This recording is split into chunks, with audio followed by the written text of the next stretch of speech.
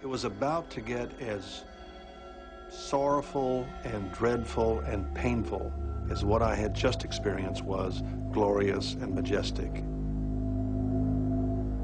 A horrific car crash killed Don Piper. He says in a flash of an eye, he ascended to heaven, a beautiful, peaceful, and loving place. A place where he saw indescribable sights and sounds. But when he came back to life 90 minutes later, he was left with a severely crippled body and agonizing pain, and more questions than answers. Did he really go to heaven? If so, why did he come back? For months, Don didn't even share his experience with anyone. Every time my heart would beat, it would be like hitting my limbs with a hammer. Turned away from 2 local hospitals, Don felt every bump and shake during the nightmarish ride to Houston. It was just the most excruciating, powerful, throbbing pain that I didn't even know you could feel pain like that. Don finally arrived at Memorial Hermann Hospital's trauma center. My internal organs were intact. Doctors determined Don amazingly did not have any brain damage or head injuries. And even though my other injuries are cataclysmic, those 2 life-threatening experiences are no longer in existence. They have been prayed away by a man on a bridge under a tarp. When I saw him in the emergency room, he was being evaluated by numerous other doctors in addition to me.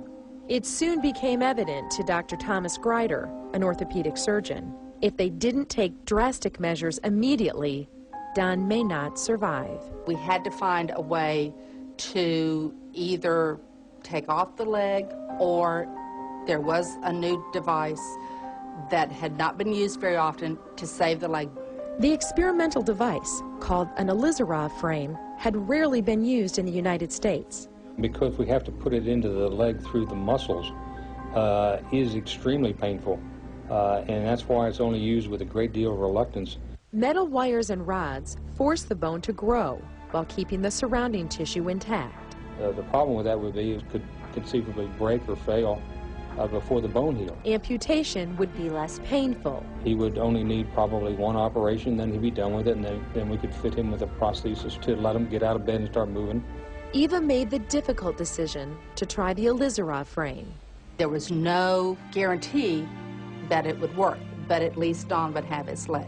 If you can imagine taking an ice pick and just kind of burying it into your leg to the bone and then moving around it, I had 30 of those on my left leg, and I had 12 of them on my left arm. There are many times while Don was recovering that he was angry with me for giving that permission, because it was just excruciatingly painful. I never went to sleep for a year. I just, I fought it, and I strained, and then I would find myself unconscious. I just passed out. Ultimately, Don endured 34 painful surgeries. I wanted to go to heaven on a minute-to-minute basis. I never wanted to come back from heaven. I still would prefer to be there than here. His yearning turned into heavy depression. That was my scariest time. That was when I guess my faith did waver a little bit, because Don wasn't trying. And that's so unlike him. He's so determined, and he had quit. It was a dark period, a very, very dark period. 2 things really seemed to overwhelm me, a sense of what I saw and lost, and a sense of what I might ever do that mattered. It was just too much for him. And I'd fuss at him, I'd cajole, I'd plead, I'd whatever. And he didn't want it. He would just literally turn his head. He wouldn't talk to me. And that was rough. That was very hard. And people were nice, and they were thoughtful, but no one would ever make the statement, "You're going to be fine. You're going to walk again."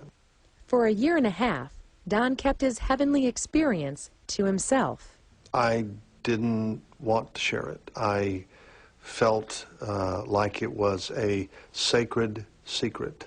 My advice to him was, you're going to have to be comfortable with sharing this experience. I would suggest you pick a couple people that you know, that you trust.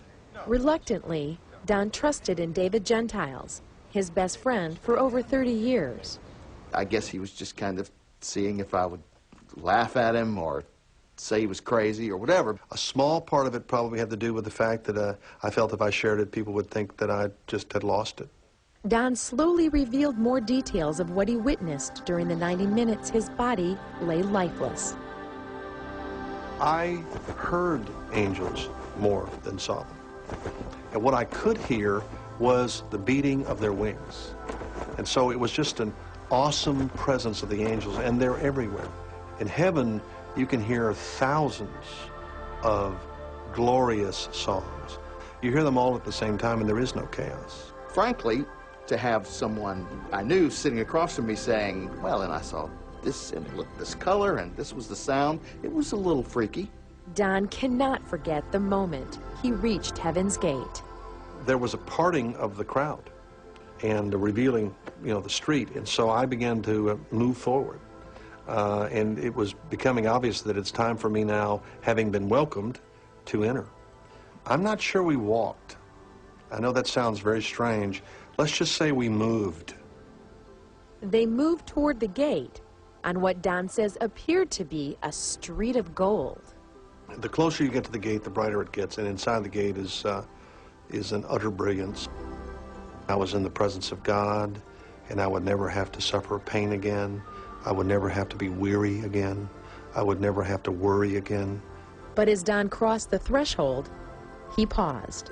That pause was my moment to return.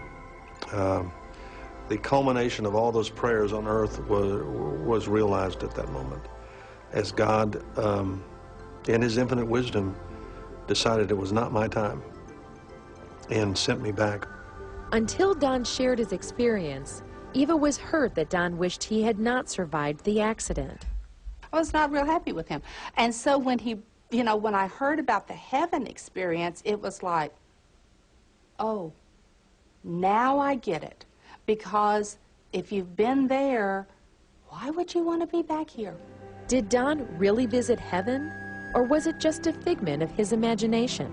I deal with critics of the near-death experience, with skeptics about the phenomenon. I have to deal with my own skepticism about it as well, because I don't know what causes these experiences. Dr. Bruce Grayson, a psychiatrist with the University of Virginia, has studied near-death phenomena for over 30 years. Doctors and nurses are coming to be more and more impressed with the fact that these things are really happening to their patients and really have an important impact on their patients' lives and on their health care. Important events with no real medical explanation. But Grayson says he cannot deny the millions who say they've had encounters with the other side.